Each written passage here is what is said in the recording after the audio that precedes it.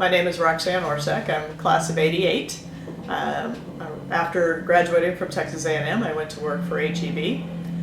Started in the store management training program. It's about a year-long program that trains you in every aspect of how you operate an actual store, a retail store. And from there, my career grew, and I began to run areas of the store, and over a 5-year period then was able to run my own store. In that time, I also stopped for a little while and went to the University of Southern California into the food industry management program to kind of broaden my knowledge of the food industry, and came back and spent another several years in store operations, supervising stores, doing some marketing and advertising. And about within 9 years, was asked to go into marketing, and did that. I ran our photo business for the company. And so when you run the photo business, I was basically the head of marketing, the buyer. I ran the photo plant operation that we had at HEB. I was basically a small business owner inside of HEB, where I got to learn every detail of managing a business from one end to the other. Probably one of the best experiences I had. From there, I was asked to run our cosmetics business, and then to run our drugstore business, and then ultimately to run our general merchandise business. And then I put those all together, and we decided that I would run all those businesses, and phenomenal experience for me as well. Then I left and went to Harvard for a while into an executive management training program, and then from there came back and have been started what we call our HEB Plus stores, which are our large format, big huge stores. We now have 25 of those open in the state, and we're growing 3 to 4 a year.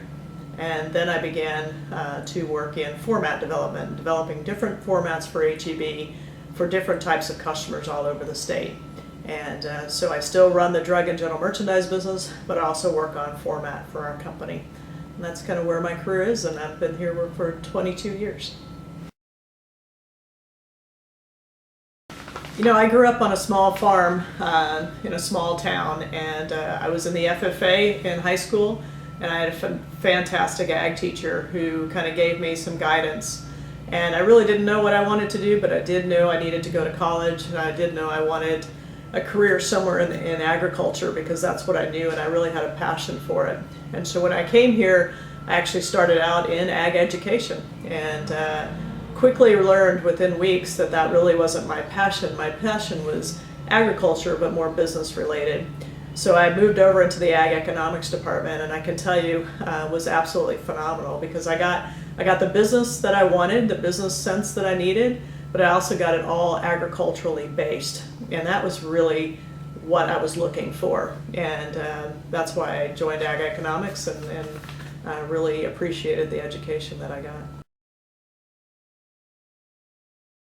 You know, I think a few things about A&M that influenced me the most is, one, there's a phenomenal work ethic at Texas A&M, not just from the professors, but from the students, especially in the ag area.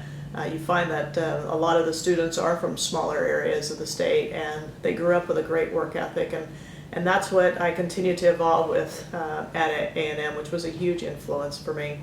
The other thing is a number of professors that really kind of took me under their wing and helped guide me, which was a great influence for me as well.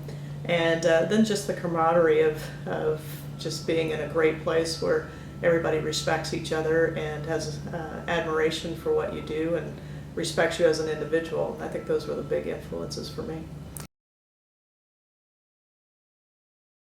You know, what I would say is think about as a student and you're getting ready to go out into the workforce, what is your passion? If you enjoy people and you want to be around lots of people, then think about where you can do that and influence people the most. If you think about my industry, which is in retail, you know, a single HEB store, for example, can employ over 500 people. You can influence people from age 16 to age 75. So you have a lot of influence there. Think about what your passion is. I always tell folks that if you're not having fun, then stop doing it, because work will turn into a grind and it won't be fun anymore. Find what your passion is, connect the company that is most significant to you in terms of your personal passion and your own ethics and your own morals and beliefs. Is that the company that you want to work for? are you proud to say where you work? And if you can't be, then don't choose that company.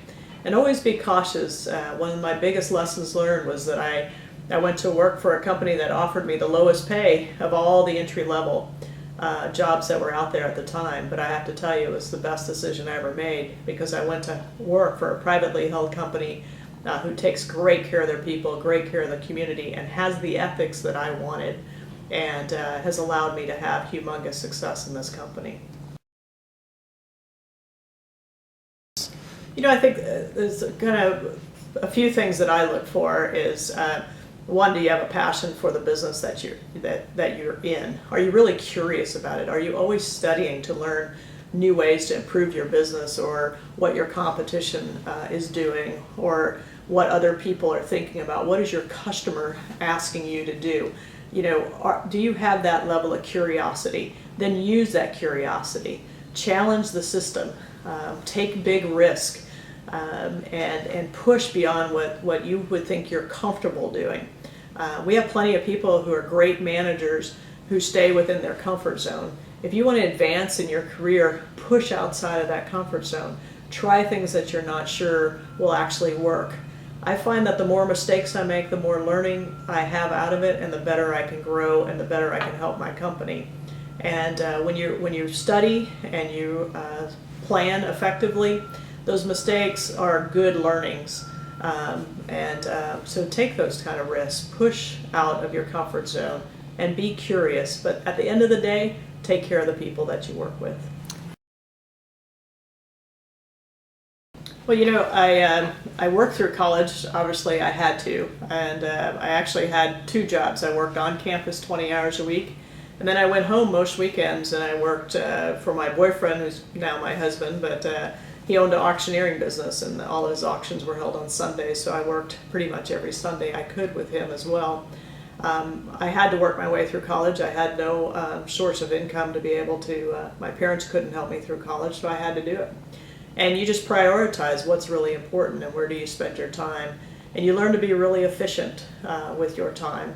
And as my career grew, and my husband and I are raising two children, you learn to prioritize. And there's a time when you need to come first to make sure that you're healthy. And you've got to focus on your health and your well-being, because if you're not healthy, you can't support everyone else around you.